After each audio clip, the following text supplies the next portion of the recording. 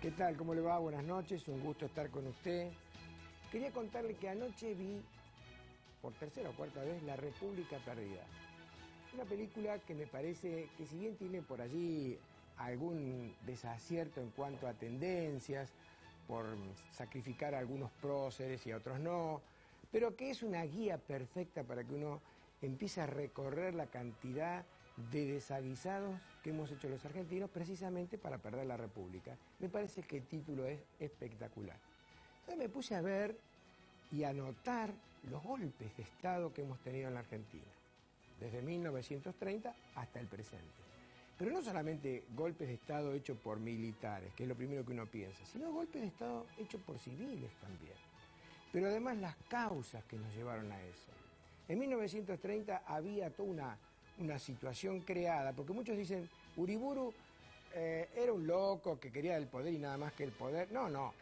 Podría ser, porque en el colegio militar a Uriburu, sabiendo que había estado 2 años en el colegio militar de Alemania, lo llamaban von Pepe. Era un tipo de una amplísima concepción prusiana, ¿no es cierto? Esa concepción generada por Federico el Grande cuando dijo, bueno, vamos a profesionalizar allá por el siglo XVIII, 1760, vamos a profesionalizar a las Fuerzas Armadas. Creó la escuela militar, el colegio militar, puso un rango verticalista, un individuo que se oponía total y absolutamente a todo lo que decía Maquiavelo, por ejemplo.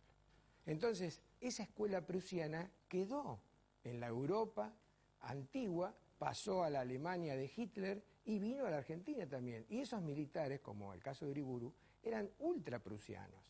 Pero habría que agregarle también qué pasaba con los restos que habían quedado de la crisis del 29, donde una explosión económica mundial llevó al mundo a una crisis económica total.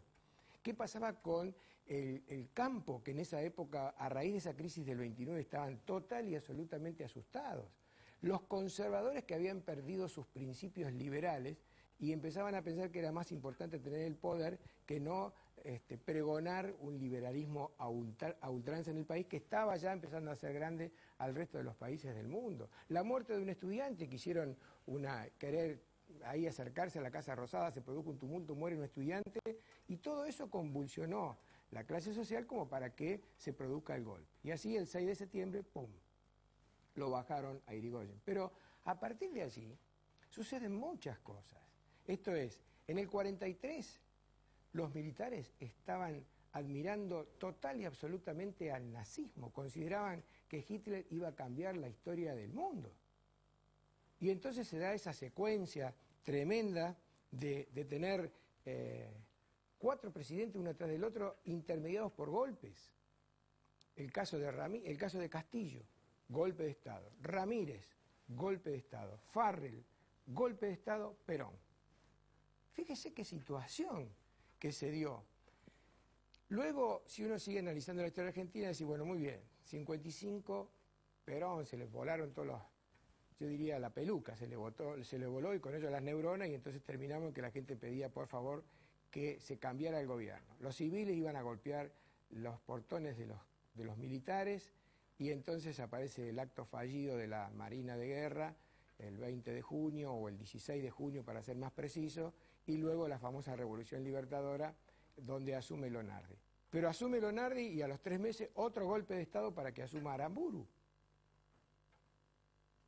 Y luego sigue la tendencia, asume Frondizi, gana las elecciones en el 58, en el 62 le tienden la cama, a su ministro del Interior le dan información proveniente de los servicios de inteligencia del ejército y le dicen que el peronismo no gana en ningún lugar del país. Llamó a elecciones y el peronismo ganó en 11 distritos, no ganó, robó. Y en el distrito más importante que tiene el país, Framini le copó la banca.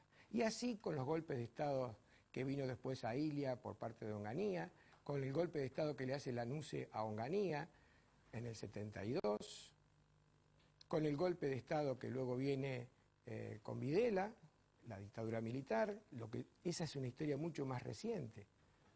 El golpe de Estado que se le hace de alguna manera a De la Rúa, porque si bien es cierto que De la Rúa se había equivocado muchísimo, pero le mueven el piso de una manera espectacular. La pregunta es esta, y con esto quiero terminar. En el 83 se terminan los golpes de Estado, teóricamente, porque está el del 2001 contra de la Rúa, pero se termina por lo menos la época militar. Con la democracia se hacía todo. Se comía, se estudiaba, se otorgaba salud pública, seguridad, absolutamente todo. Muy bien. Vamos a cumplir 25 años de democracia, sin militares en el poder.